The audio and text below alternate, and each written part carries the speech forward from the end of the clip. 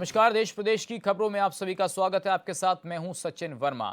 बनभूलपुरा के रेलवे भूमि विवाद में आज सुप्रीम कोर्ट में सुनवाई होनी है। फैसले से पहले जिला और पुलिस प्रशासन अलर्ट मोड पर है। क्षेत्र में चप्पे चप्पे पर सुरक्षा कर्मियों की तैनाती कर दी गई है। बनभूलपुरा जाने वाले सभी रास्तों पर बैरिकेड लगाकर चेकिंग की जा रही है। सुरक्षा के मद्देनजर बाहरी लोगों की आवाजाही पर रोक है। स्थानीय लोगों को भी लोकल आईडी दिखाने के बाद ही प्रवेश मिलेगा। रेलवे जमीन मामले में बुधवार को सुनवाई के बाद आने वाले संभावित फैसले को देखते हुए पुलिस ने सभी तैयारियां की हैं। क्षेत्र में करीब 800 अधिकारियों और कर्मचारियों की तैनाती की गई है। बता दें कि मंगलवार को एसपी सिटी मनोज कत्यान ने रेलवे स्टेशन परिसर में सुरक्षा कर्मियों को ब्रीफिंग की। इसके बाद टीम ने कई जगहों में फ्लैग मार्च भी किया था।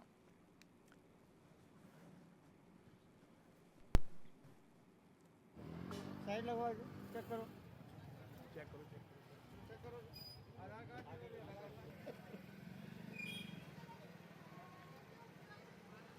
खड़ा हुआ बनभूलपुरा क्षेत्र में जहां पर अहम फैसला जो है सुप्रीम कोर्ट का यहां पर आने वाला है। 29 एकड़ का मामला है। यहाँ पर आप मेरी तरफ से देख सकते हैं तस्वीरों में पूरी तरह से पुलिस यहाँ पे पुख्ता है। किसी भी बाहरी व्यक्ति को यहाँ पर उनकी लोकल आईडी के बिना अंदर नहीं जाने दिया जाए। आप देख सकते हैं पूरी तरह से पुलिस चप्पे चप्पे पे जो है मौजूद है और उनकी लोकल आईडी जो यहाँ पे चेक की जा रही है। मैं आपको बता दूं कि 8 फरवरी को जो दंगे हुए थे अतिक्रमण को लेकर, पुलिस इस बार कोई भी लापरवाही यहाँ पर नहीं बरतना चाहती है। पूरी तरह से देखिए, पुलिस के जवानों की अगर बात करते हैं या महिला पुलिस की बात करते हैं तो अलर्ट आधुनिक हथियारों से यहाँ पे जो है उसको अलर्ट किया गया है। और भी मैं आपको दिखाना चाहूंगा, देखिए ये जो वो इलाका है यही वो पूरा एरिया है। यहाँ पर जो है ये पूरा बनभूलपुरा का क्षेत्र है यहाँ पर, और उससे आगे जो लगता है यहाँ पर जो है रेलवे का माना जा रहा है। लेकिन जो स्थानीय निवासी है उनका साफ तौर से कहना है कि रेलवे की भूमि नहीं है, ये हमारे द्वारा जो हमारे पूर्वजों द्वारा यहाँ पर जो यहाँ निवास कई वर्षों से करते आ रहे लेकिन रेलवे इसको अपना अधिकार बता रही है। आज जो इसी बात को लेकर अहम फैसला जो यहाँ पर अब से कुछ ही देर बाद जो आएगा, जिसको लेकर सभी पूरे भारत की निगाह जो है बनभूलपुरा के इस फैसले पर पड़ेगी, क्योंकि लगभग 4500 घरों का मामला है, छोटे छोटे बच्चों का मामला है। अब देखना होगा फैसला किस ओर जाता है। लेकिन प्रशासन ने जो है इस बार पूरी पुख्ता इंतजाम किए गए। कोई भी लापरवाही बरतने के लिए प्रशासन तैयार नहीं है। पंकज सक्सेना, एचएनएन, हल्द्वानी। तो हल्द्वानी से हम आपको दिखा रहे हैं जहाँ पर सुप्रीम कोर्ट का फैसला आना है। बहुत बड़ा आज ये दिन है उस शहर के लिए, क्योंकि सुरक्षा व्यवस्था काफ़ी चाक चौबंद कर दी गई है। और जब पिछली बार इसकी सुनवाई हुई थी तो पिछली बार जो घटनाक्रम हुआ उसको ध्यान में रखते हुए प्रशासन पूरा तैनात है। और अतिक्रमण का ये पूरा मामला था जहाँ पर आज फैसला संभव है। तो सुबह 8 बजे से रात के 10 बजे तक ये पाबंदी रहेगी। रेलवे की ज़मीन का ये पूरा मामला है। 29 एकड़ का ये पूरा घटनाक्रम है जहाँ पर फैसला आना है सुप्रीम कोर्ट का। तो फैसले को लेकर अलर्ट मोड पर है पुलिस प्रशासन, और सुबह 8 से 10 बजे तक क्षेत्र में आने जाने पर पाबंदी रहेगी। तो आरपीएफ और पुलिस बल जो है वो जगह जगह पर तैनात किया गया है। और यहाँ पर अवैध अतिक्रमण को लेकर ये बहुत बड़ा फैसला आने वाला है। और जिन लोगों ने अतिक्रमण किया है उनके लिए आज का दिन बहुत महत्वपूर्ण होने वाला है कि आखिर सुप्रीम कोर्ट में क्या फैसला आएगा। क्योंकि पिछली बार जब इस सुनवाई हुई थी तो उसको लेकर भी कई ऐसी गतिविधियां हुई जिसमें ये कहा गया कि कानून व्यवस्था जो है वो सुचारू रूप से नहीं चल पा रही थी। तो शहर में सुरक्षा व्यवस्था जो है वो फिलहाल चाक चौबंद है। आने जाने की जो पाबंदी है उसको फिलहाल कंटिन्यू किया गया है। एलएमजी आधुनिक हथियारों से फोर्स को तैनात किया गया है ताकि शहर में किसी भी तरीके से कोई माहौल खराब ना हो और किसी भी तरीके से कानून व्यवस्था सड़क पर आकर खराब ना होने दी जाए। तो 29 एकड़ रेलवे की ज़मीन का ये पूरा मामला था जहां पर पुलिस प्रशासन फिलहाल अलर्ट मोड पर नजर आ रहा है। चप्पे चप्पे पर सुरक्षा व्यवस्था तैनात कर दी गई है और शहर के हर चौक चौराहे पर पुलिस तैनात है। तो आरपीएफ भी तैनाती की गई है पुलिस बल के साथ, और आधुनिक हथियारों से, चाहे फिर आंसू गैस के गोले हों या फिर और तरीके के जो उपकरण पुलिस प्रशासन भीड़ को खदेड़ने के लिए इस्तेमाल करती है, वो तमाम उपकरण वहाँ पर पुलिस ने लगा दिए हैं ताकि किसी भी तरीके से कानून व्यवस्था को बिगड़ने ना दिया जाए। तो अतिक्रमण मामले पर सुप्रीम कोर्ट का महत्वपूर्ण फैसला आना है। रेलवे की 29 एकड़ जमीन पर अतिक्रमण है और उस अतिक्रमण को हटाने के लिए ही सुप्रीम कोर्ट में ये पूरा मामला चल रहा है, जिसमें माना जा रहा है कि रेलवे की जमीन को खाली कराना चाहिए ताकि इस पर किसी भी और प्रोजेक्ट को लॉन्च किया जा सके। लेकिन बताया जा रहा है कि ज़मीन पर लंबे समय से अवैध कब्जा हो रखा था, जिसको लेकर मामला सुप्रीम कोर्ट पहुंचा। अब सुप्रीम कोर्ट ने इसमें सुनवाई की, दोनों पक्षों को सुना, लेकिन अभी तक फैसला जो है वो सुरक्षित रखा हुआ है। तो आरपीएफ और पुलिस बल जगह जगह तैनात है। अतिक्रमण का ये पूरा मामला था, जहां पर आज पुलिस बल को तैनात कर दिया गया है। सुबह 8 बजे से रात 10 बजे तक क्षेत्र में आने जाने पर भी पाबंदी रहेगी, और अगर किसी को जाना है तो वो अपने डॉक्यूमेंट्स दिखाकर, कोई ज़रूरी काम है उसको दिखाकर तो आगे जा सकता है, लेकिन किसी भी तरीके के रिस्क के मोड में पुलिस प्रशासन आज नहीं है। क्योंकि पिछली बार जब ऐसा घटनाक्रम हुआ था तो क्षेत्र के अंदर कानून व्यवस्था बिगड़ गई थी, और यही कारण था कि इस बार पुलिस प्रशासन कोई चूक नहीं करना चाहता। तो आरपीएफ और पुलिस बल सुबह से ही तैनात हैं वहां पर। तस्वीरें भी हम आपको हल्द्वानी से दिखा रहे हैं, और अभी हमारे रिपोर्टर ने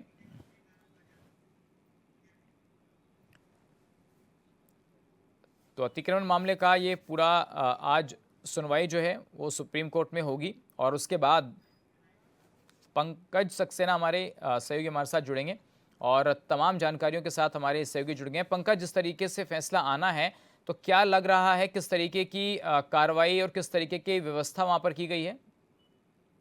देखिए, जिस प्रकार से अब से कुछ दिनों बाद यहाँ पर फैसला यहाँ पर आना है, 29 एकड़ भूमि का यहाँ पर फैसला आना है। प्रशासन पूरी तरह से मुस्तैद है। मेरे साथ एडीएम साहब यहाँ पर मौजूद है, विवेक राय जी, आइए उनसे बात करते हैं। सर, जिस प्रकार से आज जो फैसला, अहम फैसला यहाँ पर आना है, तो किस प्रकार से प्रशासन के इंतजाम किए गए हैं? इंतजाम जो है बहुत अच्छे तरीके से किए गए हैं। सभी लोग अपनी अपनी ड्यूटी पे मुस्तैद हैं। व्यवस्था और लोगों से कहा गया है कि छितर करके विष्णुपुर सबसे अपनी निगाह रखें, लोगों के मन में भय न आने, लोगों को आत्मा करें, तो जो भी होगा कानून के मुताबिक हो, लोगों मानने का फैसला होगा, उनका किया जाएगा। इसी प्रकार से भयग्रस्त होने, इसी प्रकार से अफवाहों के ऐसा जिस प्रकार से आज को अतिक्रमण को लेकर तंगी हुई, तो उसके बाद आज फिर वो अतिक्रमण का मामला है, तो किस प्रकार से यहाँ पर जो आप लोग इंतजाम, तो वो फोर्स यहाँ पर पूरी तरह से पर्याप्त दिख रही है, पर्याप्त पोस्ट लगी हुई है। पूरी फोर्स यहाँ पर जो लगी हुई है, आप देख सकते हैं तस्वीर में, पूरी फोर्स यहाँ पर एसएसपी साहब यहाँ पर जो है सामान संभाले हुए हैं। यहाँ पर आप देखते हैं पूरी तरह से यहाँ पे जो है ये पूरी फोर्स यहाँ पर आप तस्वीरों में देखिए किस प्रकार से किसी भी प्रकार से कोई एसएसपी जो है मंजुनाथ किसी जी ने कुछ सामान कमान संभाली है, या इनसे भी बात करेंगे अभी किस प्रकार से यहाँ पे जो है कल जो फैसला आज आने वाला है आपसे कुछ देर बाद, तो किस प्रकार से यहाँ पर जो है पुलिस के पुख्ता इंतजाम आते हैं। पुलिस ने यहाँ पर पुलिस पर पर्याप्त यहाँ पर मात्रा में रखी गई है, चाहे पैरामिलिट्री की बात करें, चाहे केंद्रीय रिजर्व पुलिस की बात करें, या फिर रेलवे सुरक्षा की अगर बात कर दी, या स्थानीय पुलिस की बात की, तो पूरी तरह से यहाँ पर सतर्कता यहाँ पर बरती जा रही है। और पूरी तरह से जिस प्रकार से यहाँ पर अफवाहों, अभी एडीएम साहब ने कहा था अफवाहों पे विशेष तौर पर ध्यान ना दे, क्योंकि पुलिस किसी भी प्रकार से अप्रिय घटना ना हो, उसके लिए पूरी तरह सतर्क है। जी पंकज, हम चाहेंगे कि एक बार जो सुरक्षा व्यवस्था के इंतजाम किए गए हैं, जो अधिकारी वहां पर पहुंचे, एक बार वो तस्वीरें भी दर्शकों तक पहुंचनी चाहिए। अभी एडीएम साहब से हमने बात की थी, चैनल में भी बात की थी, तो साफ तौर पर पूरा पर्याप्त बल, सुरक्षा के यहाँ पे पर्याप्त बल यहाँ पे मौजूद है, और पूरी तरह से यहाँ पे लोग जो सतर्क हैं, और तो और जिस प्रकार से लोगों को कहा गया है कि किसी प्रकार अफवाहों पे ध्यान ना दें, अफवाहें जो किस प्रकार से लोगों द्वारा फैलाई जा रही है, उस पर कोई भी ध्यान दें। अभी हम जो वरिष्ठ चिकित्सक थे उनसे बात करेंगे, क्या किस प्रकार से जो सुरक्षा इंतजाम यहाँ पर किए गए हैं, और किस प्रकार से जो है लोगों को आश्वासन दिया गया है कि आप पूरे भरोसे में रहें, और किसी भी प्रकार से ऐसा कोई प्रशासन की तरफ से पहल नहीं की जाएगी जिससे लोग, स्थानीय लोगों को कोई असुविधा हो। जी ठीक है पंकज, आपका शुक्रिया इस तमाम जानकारी के लिए। दिन भर क्या कुछ रहेगा, आप अपनी नजर बनाए रखिएगा। चलिए बढ़ते हैं अगली खबर की ओर। झारखंड विधानसभा की कार्रवाई के बीच बीजेपी विधायक नीरा यादव को बोलने नहीं दिया गया, जिस वजह से नीरा यादव सदन से बाहर निकल गए और मीडिया से बात करते हुए कहा कि शून्यकाल में जब प्रश्न डाला जाता है तो यहां चलती कार्रवाई में लोग बीच में प्रश्न पूछते हैं, जिससे सदन में विपक्ष को बोलने का मौका नहीं मिलता है। उनका कहना था कि जनता से जुड़ी समस्याओं को सदन में रखने का हक है, जिसे छीना जा रहा है।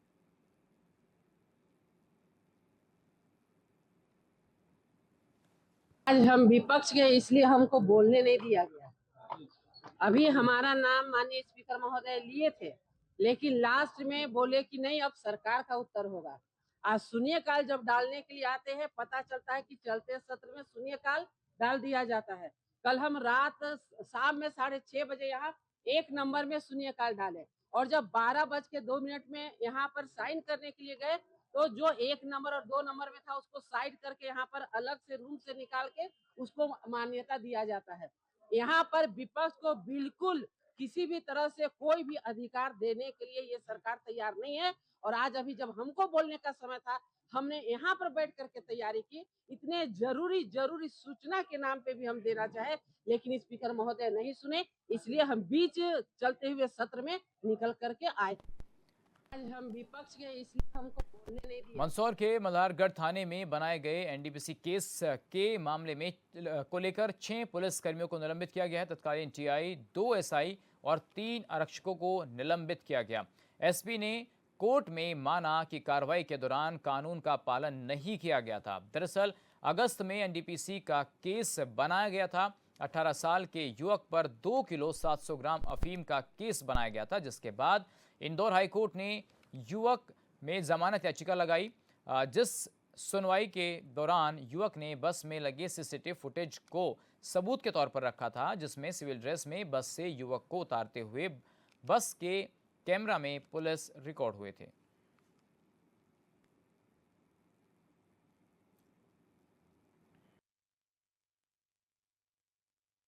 5 तारीख को दिनांक 5/12/2025 को जो सोहनलाल नाम के व्यक्ति को माननीय न्यायालय जमानत दी थी, और ये माना था कि बस में उसे अवैध तरीके से किडनैप करके ले जाया गया और शाम को 5 बजे उस पर अवैध मादक पदार्थ 2 किलो 700 ग्राम अफीम जब्ती का केस बनाया गया था। वो होनहार बच्चा है, 12वीं क्लास फर्स्ट डिवीजन पास हुआ है।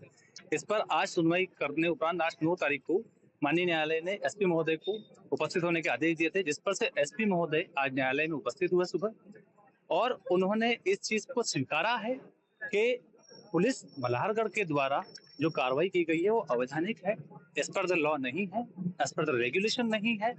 साथ ही साथ माननीय न्यायालय के द्वारा ये पूछा गया कि आपके जो अनुसंधान अधिकारी हैं संजय प्रताप सिंह, उनके द्वारा न्यायालय को अवगत कराया गया था कि बस में चढ़ने वाले व्यक्तियों को वो नहीं जानते, वो पुलिस वाले नहीं है। जिस पर एसपी महोदय ने एडमिट किया है कि वो बस में चढ़ने वाले व्यक्ति पुलिस वाले ही थे और मल्हारगढ़ पुलिस के ही कांस्टेबल्स थे, जिस पर से एसपी महोदय के द्वारा इनिशियली एक्शन लेते हुए डिपार्टमेंटल इंक्वायरी के आदेश दिए जा चुके हैं।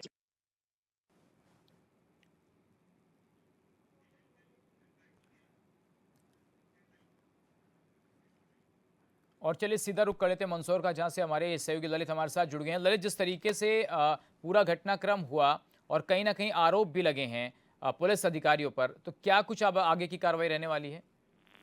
बिल्कुल, मैं बता दूं कि मंदसौर जिले के मल्हारगढ़ जो थाना है, जो कि अभी कुछ दिन पूर्व ही टॉप 10 में 9वें नंबर पर आया था, लेकिन अब जो ये खबर सामने आई है, जिसके बाद से पूरे पुलिस विभाग में हड़कंप मच चुका है, क्योंकि हाईकोर्ट के आदेश के बाद मंदसौर जिला पुलिस अधीक्षक विनोद कुमार मीणा ने 6 पुलिसकर्मियों को सस्पेंड किया है, जिसमें ये अवैध मादक पदार्थ से जुड़ा हुआ मामला है, क्योंकि कुछ दिन पूर्व ही 2 महीने लगभग की यह पहले की कार्रवाई है, जिसमें एक 18 वर्षीय युवक बस में सवार होकर कहीं जा रहा था। उसी दौरान पुलिसकर्मी सिविल ड्रेस में पहुंचते हैं और उस युवक को गिरफ्तार करते हैं और उसके खिलाफ एनडीपीएस एक्ट में मामला दर्ज करते हैं। लेकिन जो युवक है, उसके जो वकील है, उसके द्वारा जमानत याचिका हाई कोर्ट में लगाई जाती है, जहां पर उसको जमानत भी मिल जाती है। उसके बाद जो हाई कोर्ट में जब जो जिला पुलिस अधीक्षक विनोद कुमार मीणा है, उनको तलब किया जाता है, तो उस दौरान जो हाईकोर्ट के जज है, उनके द्वारा साफ कहा जाता है कि जो आपने केस बनाया है वो कहीं न कहीं फर्जी है। लेकिन जो जिला पुलिस अधीक्षक विनोद कुमार मीणा है, उन्होंने कहा कि ये फर्जी नहीं है, कहीं न कहीं कानून की जो नियम है उसका पालन नहीं किया गया है।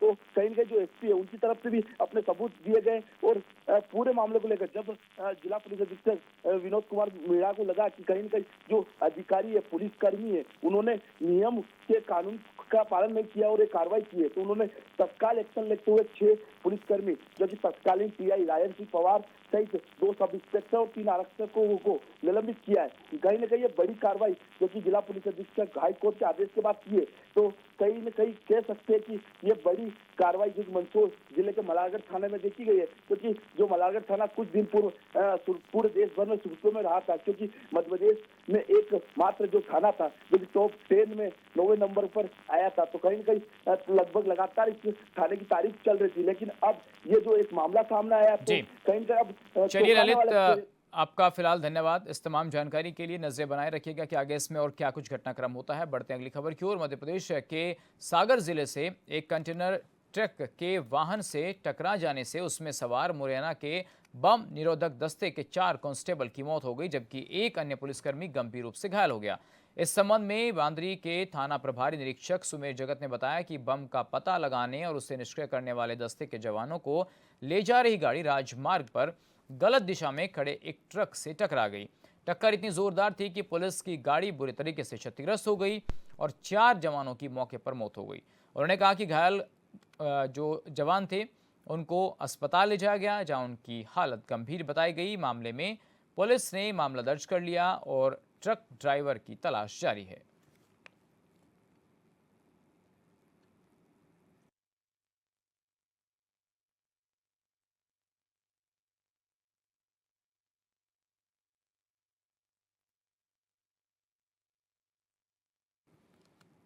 झारखंड सरकार के चुनाव से पहले दिए 7 गारंटी और वादा खिलाफी को लेकर सदन के बाहर विपक्ष ने हंगामा किया। सदन की कार्रवाई के दौरान सत्ता पक्ष की मनमानी और विपक्ष को सदन में बोलने का मौका न देने पर बीजेपी विधायक नीरा यादव सदन के बाहर धरने पर बैठ गई।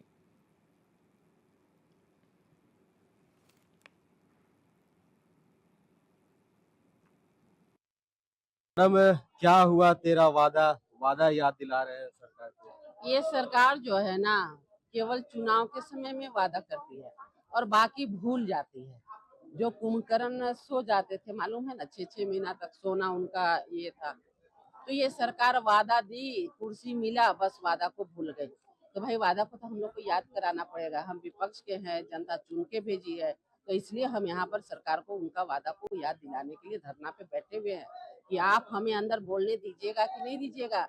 क्योंकि हमें कल की स्थिति आप देखे थे कि विपक्ष है बोल करके कोई क्वेश्चन का जवाब नहीं मिला, किसी तरह बोलने का अधिकार नहीं। लोकतंत्र के मंदिर में पक्ष और विपक्ष ही लोकतंत्र की सुंदरता होती है, और वैसी स्थिति में आप विपक्ष बोल करके अगर छोड़ देते हैं तो किसी भी तरह से ये उचित नहीं है। आज हम धरना पे बैठे रहेंगे जब तक हमें ये आश्वासन न मिल जाए कि आपको अंदर बोलने दिया जाएगा। इतने सारे प्रश्न हैं हमारे, कौन सुनेगा। कल आखिरी दिन है शीतकालीन सत्र का, कब रखेंगे हम अपनी बातों को। क्वेश्चन डालते हैं, कोई क्वेश्चन नहीं आता है। आखिर ये क्या साजिश चल रही है। कल सवाल शून्यकाल में भी आपने कहा कि यहाँ क्वेश्चन में कुछ डाले हैं, फिर भी अंदर बोलने नहीं दिया गया है। शून्यकाल पहले डलाता था 5 बजे, ताला खुलता था, 7:30 बजे हम लोग रजिस्टर में सिग्नेचर करके चले जाते थे और 12 बजे यहाँ पर प्रश्नकाल चलता था शून्यकाल का। अभी तो क्या है, अभी सत्र चल रहा है, यहाँ शून्यकाल डला रहा है। बताइए ये सब कोई सिस्टम है क्या। तो इतनी बड़ी अव्यवस्था, और अगर आप इसमें सुधार नहीं करेंगे तो हम तो बात को उठाएंगे ही। कितने माननीय विधायकगण, चाहे सत्ता पक्ष के हो विपक्ष के हो, सब लोग बोल रहे हैं कि देखिए ना ऐसे ऐसे हो रहा है, अभी सदन चल रहा है, यहाँ 25 क्वेश्चन कंप्लीट हो गया। तो इस प्रकार की अव्यवस्था को आखिर कौन देखेगा। तो हम तो जाएंगे अध्यक्ष महोदय के पास में, और हमने अध्यक्ष महोदय को मिलकर के कहा कि ये व्यवस्था में सुधार अगर नहीं होता है तो फिर हम नहीं अंदर जाएंगे और हम यही धरना पे बैठे रहेंगे। और जब तक हमें सदन के अंदर में बोलने के लिए समय नहीं दिया जाएगा हम यही बैठे रहेंगे। अभी सदन में सबसे ज्यादा जो छात्रों का मुद्दा है, छात्रवृत्ति को लेकर सरकार कह रही है कि हमारे पास तो है लेकिन खजाना खाली। अरे ये सरकार कब बोलती है, क्या बोलती है, कुछ पता चलता है क्या। ये सरकार पता नहीं क्या बोलती है खजाना मेरे पास है, कभी उनके माननीय मंत्री दूसरे बोलते हैं कि खजाना खाली है। तो हम ही लोग नहीं समझ पा रहे हैं कि आखिर ये बोल क्या रहे हैं। आज हम बोले, पक्ष बोले, विपक्ष बोले, सफर तो हमारे बच्चे कर रहे हैं। आज 2-2 साल से उनकी छात्रवृत्ति रुकी हुई है, उनको नौकरी नहीं मिल रही है, मैट्रिक और इंटर का फी बढ़ा दिया गया है। आखिर ये बच्चों को जवाब कौन देगा। जनता को ये नहीं पता कि आप पक्ष के हैं कि विपक्ष के हैं। उन्हें तो सिर्फ और सिर्फ जनता को सवाल का जवाब चाहिए, उन्हें समाधान चाहिए, उन्हें समस्या नहीं। समस्या तो वो हमें देंगे और समस्या का समाधान करके हमें ले जाने का ड्यूटी है। तो अगर हम भी समस्या का समाधान नहीं करें, हम भी उन्हें समस्या गिनाने लगे, तो फिर मेरा यहाँ पर आने का औचित्य क्या है। ये थे मीरा यादव जी, जिन्होंने सदन को लेकर, सदन के बाहर जो है उनके कार्यों को लेकर जो प्रदर्शन करते हुए नजर आ रहे हैं। और आज इन्होंने कहा कि जिस तरह जो विपक्ष को बोलने का मौका नहीं दिया जाता है, इसके लेकर ये सदन के बाहर बैठे हुए हैं धरने पर। और जब तक इन्हें ये मौका नहीं दिया जाएगा, तब तक ये इसी तरह सदन के बाहर बैठे रहेंगे। रांची से एचएनएन के लिए अपने सहयोगी अक्षय कुमार के साथ जयंत। झारखंड के विधानसभा के शीतकालीन सत्र के दौरान सत्ता पक्ष के विधायक ने ही मंत्री की कार्यशैली पर सवाल उठा दिया, जिससे सियासी गलियारों में हलचल मच गई। इसके बीच सदन में कांग्रेस नेताओं की तीखी नोकझोंक हो गई। विधायक ने कुमार जय मंगल ने प्रदीप यादव पर पार्टी की छवि पर चोट करने का आरोप लगा दिया।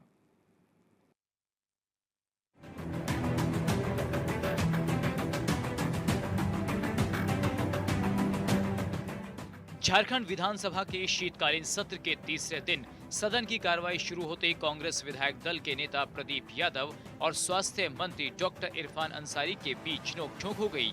सदन की कार्रवाई के दौरान विधायक प्रदीप यादव ने सवाल पूछा कि क्या सरकार के पास थैलेसीमिया पीड़ित मरीजों की संख्या है, इन्हें ब्लड देने के लिए निःशुल्क व्यवस्था है, क्या थैलेसीमिया पीड़ित मरीजों की राज्य सरकार मदद कर रही है।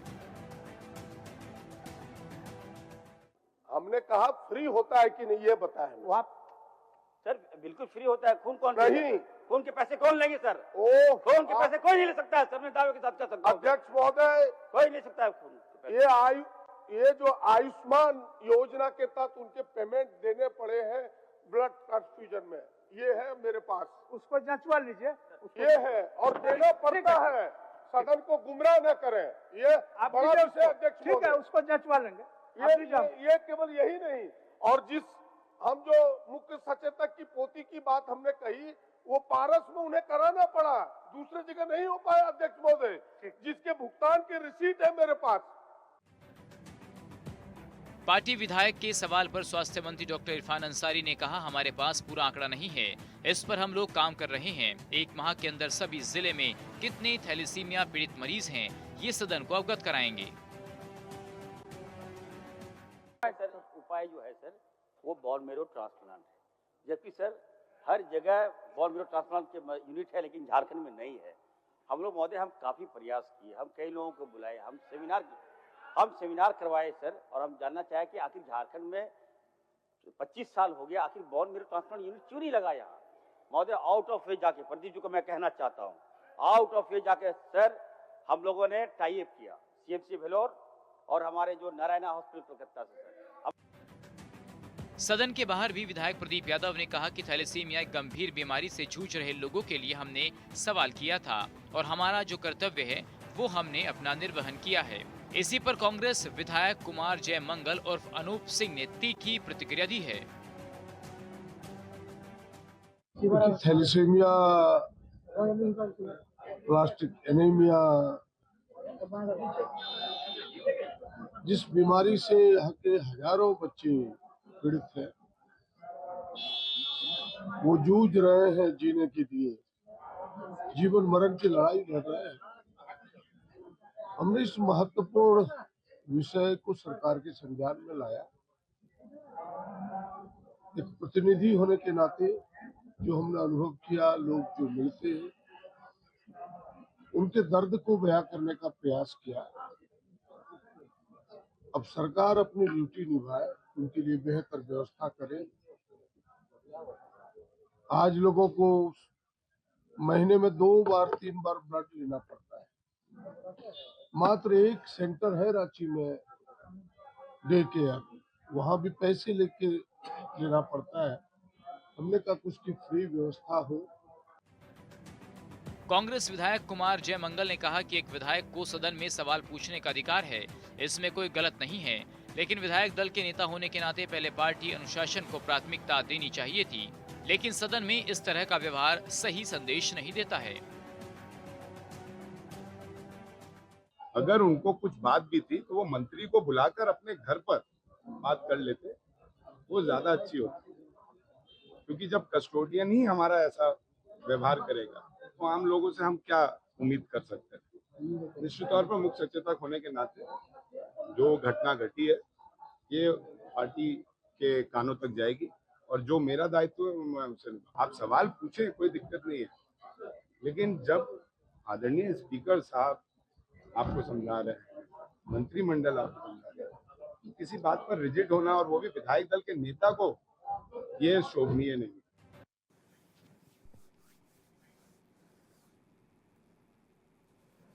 तो झारखंड के शीतकालीन सत्र में क्या कुछ हो रहा, इस रिपोर्ट के माध्यम से हमने आपको दिखाया। देश प्रदेश की खबरों में फिलहाल मेरे साथ बस इतना ही। नमस्कार।